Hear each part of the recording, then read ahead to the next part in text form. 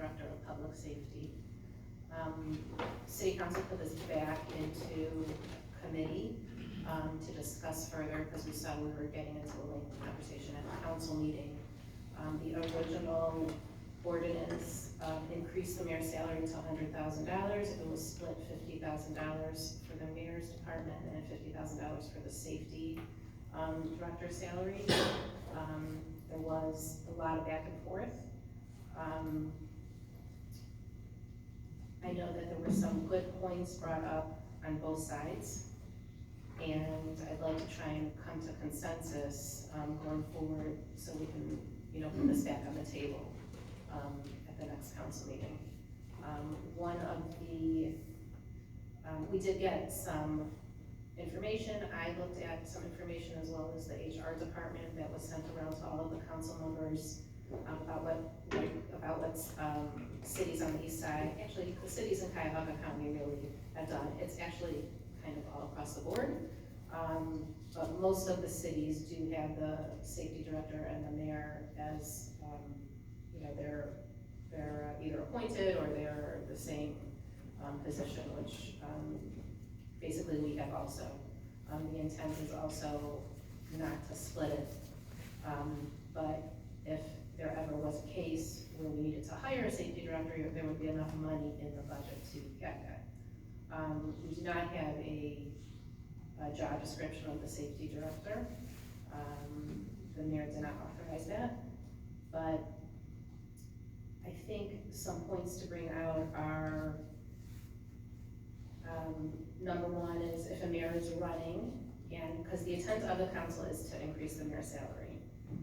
If a mayor is running and they see a lower salary, let's say they, in their heads, split that up, even though most likely it would be one position, 50,000 is a small amount. So one suggestion was possibly raising the mayor's salary to 80,000 and the safety director to 20, to just still have that delineation, but still giving a visible increase in that mayor's piece. On the other hand, there was, discussion that it seems very fair that it's 50-50. Most cities have a mayor and a safety director doing one thing anyways. The likelihood is very little, if at all, that it would be split. So I just want to kind of continue the discussion, try to get to consensus, so we can move forward with this. Did anyone want to make any comments? Yeah, Mr. Cooney. Thank you. The information that you have provided, reference information from the cities of Euclid, South Euclid, Cleveland Heights, and Shaker. And those cities essentially have in their ordinance, or to summarize this, the mayor shall be acting director of public safety. With that, the salaries are combined. My concern, I can't find, I was unable to find any information that would show that any city has a 50-50 split between the mayor and the safety director's salary. In fact, most of them have it combined. So I'm really unclear as to where this 50-50 split comes from, because it seems to be unprecedented. And, going by Ms. Weiser, what she said several times, the mayor has always served as the safety director. So if we're looking at adjusting the salary for the mayor, and based on our history, it may be appropriate to update the ordinance to reflect that the mayor shall be the director of public safety. Because it doesn't seem to be hasn't happened here, hasn't happened anywhere else. There are a few cities that have a dedicated safety director, but those are few and far between. And it seems as if by doing a 50-50 split, we're creating a situation that doesn't need to be there. So that's my concern with having a split, because doesn't seem to be any information from what you've presented or comments from Ms. Weiser that would show how we even got to a 50-50 split. Yeah, Ms. Wiley? Number one, the charter does not make the mayor the safety director, period. The charter makes the mayor the administrative head of the city. Number two, the city of University Heights always, until 2013, had a split and equal pay on each side. So it is not that this has never existed. It did exist. It existed for an extended period of time in University Heights. Two.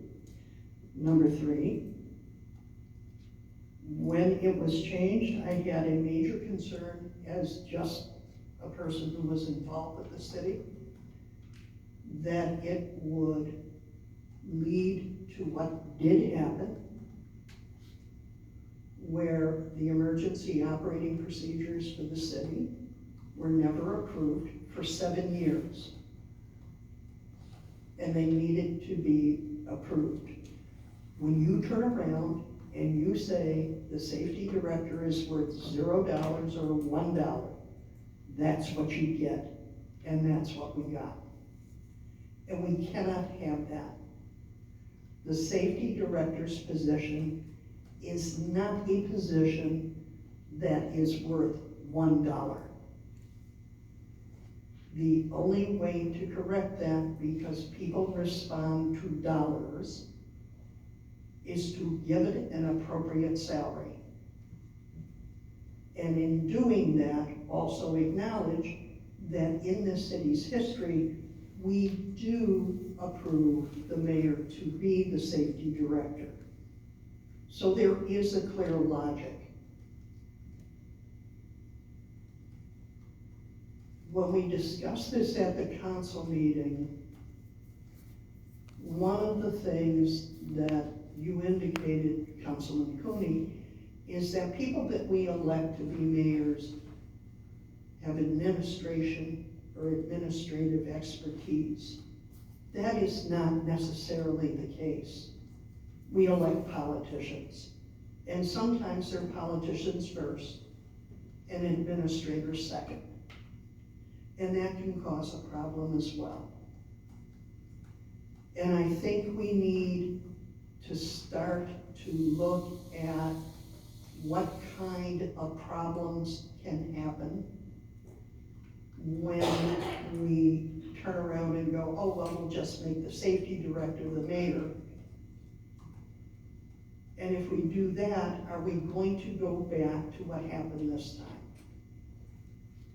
That becomes problematic. It becomes problematic when the council knew nothing until 7 years in that issue was existing. We could do nothing to correct that. We had no way of correcting it.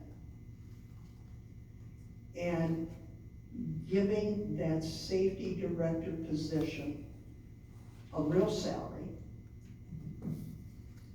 I think behooves the person holding it to treat it as that. And I think it strengthens it and allows that to go forward. The mayor's contention also was, oh, well, that's just so council can say no. In all of the years, even with all of the scraps that happened between previous councils and those mayors, no council ever turned down the mayor self-appointing himself. The only reason it's in the code is to allow that to occur.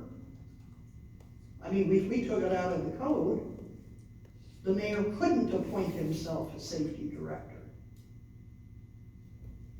So that the reason the language is there is because a council and councils from there agreed it's okay for the mayor to appoint themselves a safety director and have that salary, whatever the salary was.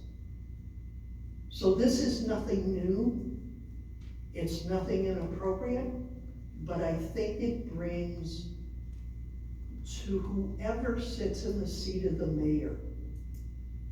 And when we talk about these things, it's very, very hard for the person sitting in the seat not to want to personalize it. But this has nothing to do with who is. It has to do with what happened, and it has to do with me thinking that that is what potentially could have happened, and that's why I'm pushing for it. So, Vice Mayor? Yeah, Mr. Green. I agree with what you're saying. But I also agree where the $1 versus $20,000, that doesn't fix the problem. You're just gonna pay somebody $20,000 to continue to not do something. What we did with the ordinance with the budget is we said this, council must have the budget by a certain point. And we're getting it, it's working, because we fixed the process.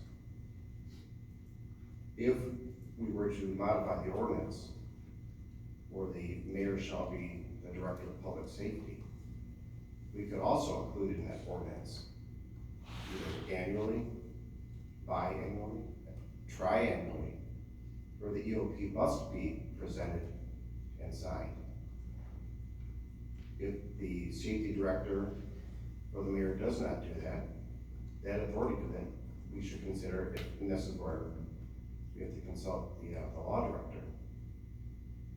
Should that fall onto council to get that done? Because there's a dereliction of duty that's there. So that puts one, that cleans up the ordinance. Number two, it cleans up the salary, because that's what we're really trying to do. It puts some pressure on the mayor and the director of public safety to get certain things done. If you don't, then it will fall to the, whether it's a vice mayor or council, whatever it might be. That closes the loop, that addresses the problem. We're just looking at just throwing more money at a position doesn't fix that problem. Correction. This was not, a byproduct of this was to say 50-50. I could have said 35-45. I chose to argue to put 50-50 in there because the mayor said, oh, we need to increase his salary. But that was not the impetus. It's a byproduct of it. So, I quite bluntly, if we're gonna do what you say, I would not raise the mayor's salary to $100,000, period. Yeah, you had something? Yeah, first of all, I gotta correct the record here. We've had an emergency operation plan in place the whole time I've been there. It is a fallacy to say that we went out without an emergency operation plan for 7 years. We had a revision that we worked on for some time, but there was an emergency operation plan in effect prior to that was in place and continued to be in place until the new one was signed. Every time we hear about dereliction of duty or that there was no EOP, that is 100% false. We've had an emergency operation plan in place in this city for many years, and the new one simply replaced the old one. Now, there's some other things I feel like I need to say here also. I'm not asking that you raise my salary. I'm asking that you raise the salary of the mayor, which is effective the next term. And it remains to be seen who that person is. We're going to have an election. And it's important that if we want to attract good candidates to be to seek this office, that we pay it competitively and appropriately. You know, we talk about mayor and we talk about safety director. The one thing we haven't talked about is chief administrative officer. Under our charter, the mayor is the chief executive officer, is the head of the administration, and is the conservator of the peace, which basically means CEO, mayor, CAO, and safety director. Now, in other communities, we have chief administrative officers. In Shaker Heights, we have chief administrative officer in Jerry Chaikin. In Cleveland Heights, We've had chief administrative officers in Sinnott and Thomas, and now we have Dan Horgan, who's been nominated, a former mayor of Akron, to be the chief administrative officer. These cities spend over $250,000 on these positions, and here in University Heights, you spend $75,500 for one guy to do all three. We haven't even talked about the fact that the head of the administration, that the chief administrative officer day to day, that there is no accounting for the fact that you have one person really wearing all three hats, not just two. I think there's a misunderstanding about what, you know, the mayor has been doing as safety director of this city. And I think it bears discussion that, you know, it isn't just police and fire, but under the ordinance, it's also overseeing the Division of Building Engineering and Inspection, which is the historical forerunner to the building department, the engineering department, and the housing department. You separate the mayor and safety director, the mayor is now no longer if they're not the safety director, no longer overseeing the police department, no longer overseeing the fire department, no longer overseeing the building department, no longer overseeing the city engineer, and maybe no longer overseeing the housing and community development department.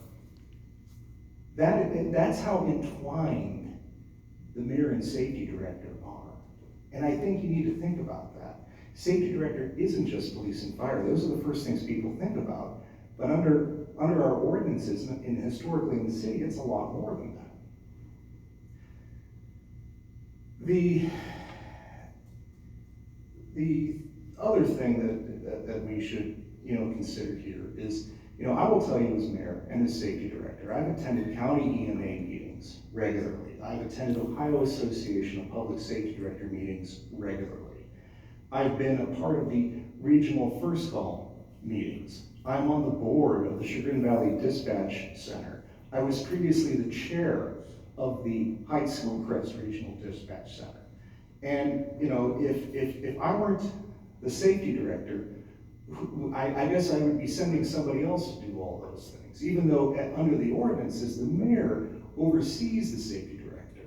So if there's an important police matter for a mayor to be doing, or is of concern of the city, or an important fire matter, is the mayor not going to sit in on the same meeting with the safety director and the police chief, or the safety director and the fire chief? I think the mayor is still going to be very interested in ensuring that matters of great public interest in public safety, that they're still part of it. So basically, the mayor's going to be paid $50,000. A separate safety director who's also part-time is going to be making $50,000. And you're going to coordinate calendars of both of those people with the police chief, with the fire chief, instead of just having one full-time mayor and safety director doing that work. You know, I've heard a criticism that maybe I have not, you know, watched enough FEMA videos and gotten enough certificates to print out and put in my scrapbook. I was a mayor, or I was an attorney for 20 years before I did this. I've also done work for 7 years on the job. I led the city through a pandemic. I coordinated with the governor's office, with state and local officials, with federal officials. I didn't go home and practice my guitar instead of protecting the city. I was a full-time, basically safety director throughout the entire pandemic. And, you know, we all worked together to get through that. You know, the idea that somehow we were dilatory or didn't do what we were supposed to be doing doesn't bear out the actual historical record of what we did as a city working together to get through the pandemic. And I do take continuing education. I take it in the form generally of continuing legal education in fields that are relevant to what I do day to day as mayor and safety director. You know, everything from municipal law to labor and employment law to zoning law and environmental law, and yes, also public safety law. So, you know, that all said, I think it's important that if we're going to split it up in some significant way, like Mr. Cooney has said, I don't know of any community that splits it 50-50. And you have communities like Lyndhurst, like East Cleveland, other places where if you have a separate safety director's salary, it's subject to change. That's also true in Highland Hills for that matter. The village of Highland Hills pays their mayor about $140,000 between being mayor and being safety director. The safety director's salary is subject to cost of living increases and raises and so on. And the other lump amount is the amount that the mayor is actually paid based upon being elected mayor. But also in Highland Hills, if he appoints himself safety director, that's the last word on it. The village council has no say in the mayor's self-appointment as safety director. A lot of communities are like that. A lot of communities don't have, the council has the ability to raise or lower, but doesn't have the ability to say, no, mayor, you can't be the safety director, which is restated in this particular ordinance. I think it is an important discussion to have. You know, not for me, but for the benefit of the community and for the benefit of whoever the next mayor is. That whoever would run for this position could reliably know what it is that they're going to be compensated. You know, as the mayor, as the safety director or chief conservator of the peace under the charter, as the chief administrative officer of the city, for want of another one. And if you want to get good people to run for this office, then you gotta be competitive. We don't talk about paying our police officers less, our rookie police officers, because we're a smaller city. We don't talk about paying our firefighters less than market rate because we're a smaller city. But we're quick to say that the mayor should make less than market rate than other mayors, just because we're a smaller city. Well, at some point, if you can't afford to have the features of a city, then you gotta ask, why are you a city anyway? You know, whether we're talking about mayor's salaries or building facilities, you gotta find a way to do the things if you're going to actually be a city. So I say this not out of self-interest. I say this out of interest to the greater community. Because whoever runs for mayor next year should know reasonably what they're gonna make and not have it be subject to a council vote that could change that by 50%. Or, you know, basically doubling the salary from 50 to 100, or you think you're getting 100, but nah, the council decided to give you 50. And also, people in this community should want a full-time mayor. We shouldn't have anybody who would only run and just do half the job, less than half the job, perhaps, when we're talking about so many departments the safety director actually oversees. So there are, I think, a lot of things here that deserve careful consideration. And I think Mr. Cooney's idea about you know, the bulk of the salary going to the mayor's position and keeping the safety director position fairly nominal, you know, maybe $1 is you know, I think that's fine, but you know, that was done at a time when we saw in a couple of cities, East Cleveland and Lyndhurst, safety director salaries get cut basically as a political move. And you know, we should not subject the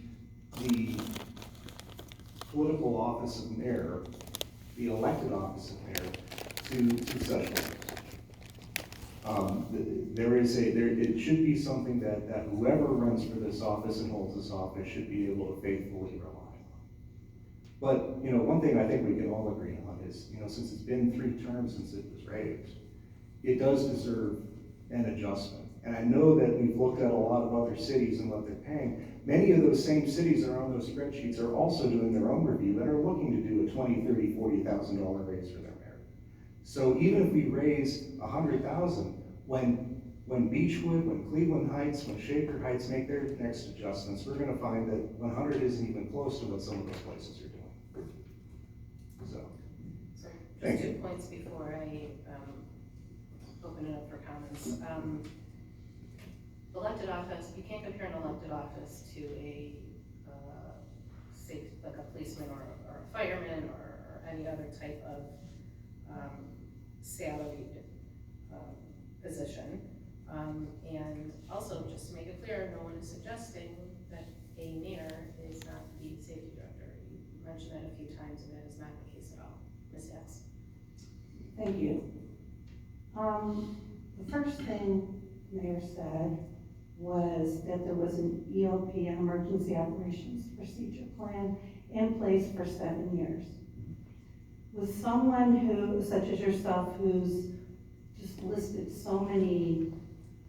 such immersion in this, I find it interesting, how do you justify not having updated it for 7 years when it took the utilities crisis on August 6th and much questioning, prodding, requesting that it be brought forward and updated? I wonder how that fits in. I'm happy to say, there was very little that actually changed from the old emergency plan to the new one. The changes are so minimal that really the biggest change is the date. But it wasn't even looked at, on the radar, or brought forth. Thank you. No, but that's not true at all. I can show you the emails. Ms. Weiser, did you have something? I don't know what email Thank you you. sent and to who. I know you sent me an email at 2 in the morning demanding a copy of the EOP, and this is the sort of thing that's just lunacy. Ms. Weiser, did you have something to You know, say? you were having a temper tantrum this second. Point And of your order, temper point of tantrum order. turned into- Ms. your Weiser temper has tantrum the turned floor. into- Point of your order. temper Mayor, tantrum turned stop. into- No. Your temper tantrum Mayor. turned into this Mayor. fallacy that there was no EOP. And of course, there was an EOP all along. All right, Ms. Weiser, go ahead.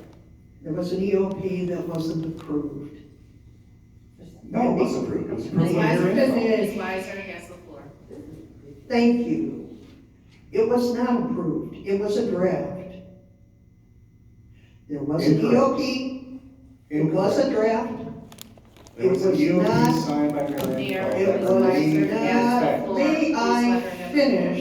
No, not if you're gonna keep lying. Stop, please. After you've been May told, I and this is verifiably true. May I finish? You're Thank gonna tell you. the truth? You're gonna tell the truth? Stop. Yeah, I do. Please. A lot more than you do. Oh, here we Thank go, you. here we go. Yes. You know, just like your cut of Juneteenth, I saw what you did here. You cut $45,000. The Juneteenth amount. Stop.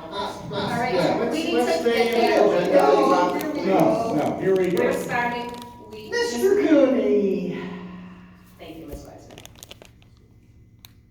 you can tell him to stop. Thank you. I'm directing. You know what he's gonna do. I knew what Did he was you- going to do. He does it all the time. That's okay. What am I gonna do? Ms. Weiser has the floor. Did you have a comment, Ms. Weiser? Yeah, I did, if I could finish it. Yes, please. The EOP was not approved. It could not be sent down to Columbus. We could not be applying for grants. You know, all of that was true. You're making all that You up. can, no, I'm not You're making making it it up. all up. What grant did we not apply for that we would have applied for? Okay. Nobody can identify that because it just isn't true. Finish, Mayor, without you interrupting. I didn't interrupt you the entire time you spoke. I didn't sit here and shake my head. I didn't try to accuse you of doing something you didn't do. And I would appreciate it if you would return the favor for a few moments. Thank you.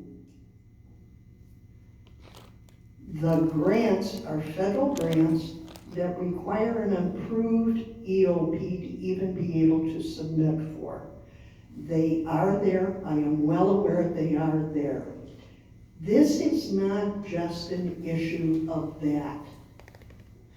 This is an issue of a lot of different things.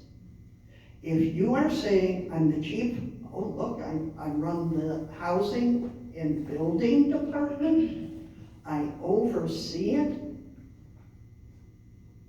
The issues that the building committee has had to work through in the now year that I have been the chair of that committee have been unbelievable.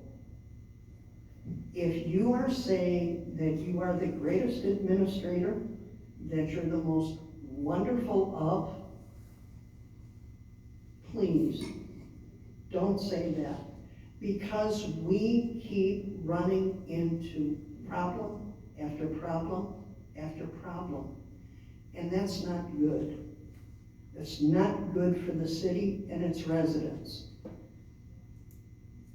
The reality is that is why I've stated why I suggested this. You keep bringing up Shaker. Shaker has a better financial base than the city of University Heights. We cannot make money appear in this city.